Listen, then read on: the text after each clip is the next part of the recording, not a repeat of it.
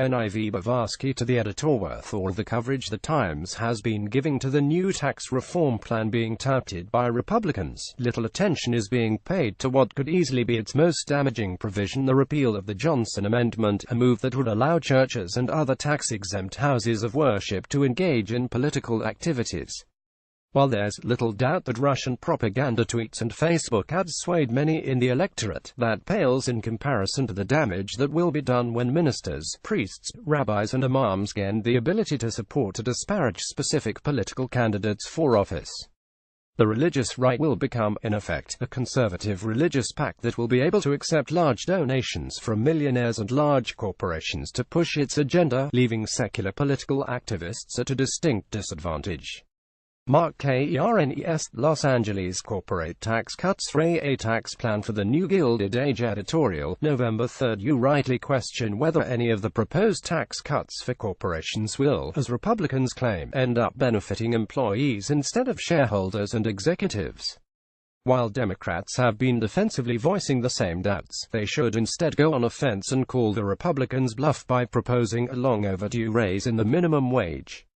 After all, Republicans have argued for years that corporations can't afford to pay higher wages and remain competitive, but since they're proposing to give corporations a huge tax break, that argument no longer holds water. Now is the time for Democrats to force this issue, and if Republicans balk at the idea of increasing the minimum wage, they will surely be recognized as the party that favors showering corporations with tax breaks while denying working people a decent wage. Peter Hanauer, Berkeley Caliph, estate taxes. The fortunes of billionaires are often based on unrealized capital gains on stock or real estate. Therefore, taxes have never been paid on these assets.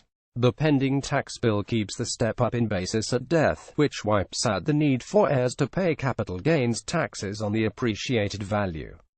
The phasing out of the estate tax, along with a step-up in basis, is a double gift for the children of the 1%. How is this a benefit for the middle class? Shame on Republicans for this giveaway. Stuart L. Stein, Santa Fe, NM. The writer is a retired tax attorney. Medical expense deduction. There are many problems with the tax bill currently being considered by Congress.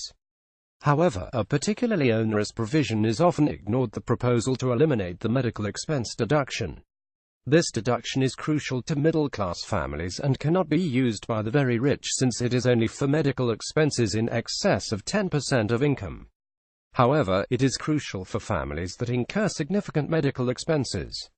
The most obvious is nursing care for the elderly, the cost of which can exceed $100,000 a year.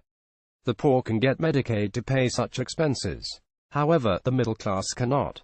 Medicare does not cover long-term care. Families should not have to bankrupt themselves to care for the elderly. Moreover, if people are forced to spend themselves into bankruptcy, they then become eligible for Medicaid, costing the government even more. Thus, removing this deduction, aside from being unfair, would not save as much as expected. Richard Hanauer, Los Angeles. The writer is a retired tax attorney. Electric tax credit. Electric tax credit is in jeopardy. Business Day, November 3. The Republican tax bill, favoring corporate polluters and the oil industry, would have detrimental effects on our environment. Tax incentives for electric vehicles are being targeted, with House Republicans proposing to scrap the $7,500 tax credit for electric vehicles. This cut will deter Americans from choosing a greener option when buying the next vehicle, causing air pollution to go up. The only profit in this situation is for oil and gas companies. A greener future is within reach, but not if a tax bill targeting electric vehicles passes. It's time to put the health and needs of Americans and our Earth ahead of corporate polluters. Avery NDAHL, Washington. The writer is an environmental defense intern at Environment America. Do we need a tax cut?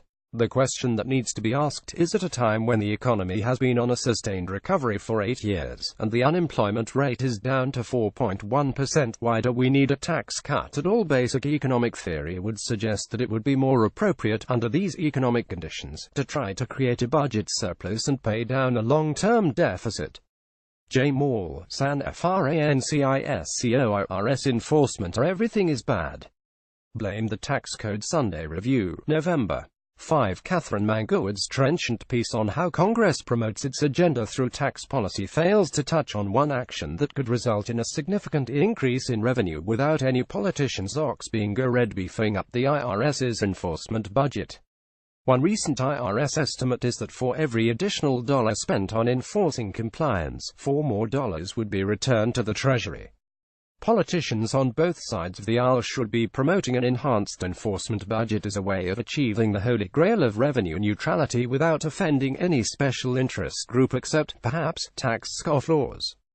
Craig Shaw, Tallahassee, Florida. A version of this letter appears in print on November 10, 2017, on page A26 of the New York edition with the headline Taxpayers' Critiques of the GOP Plan.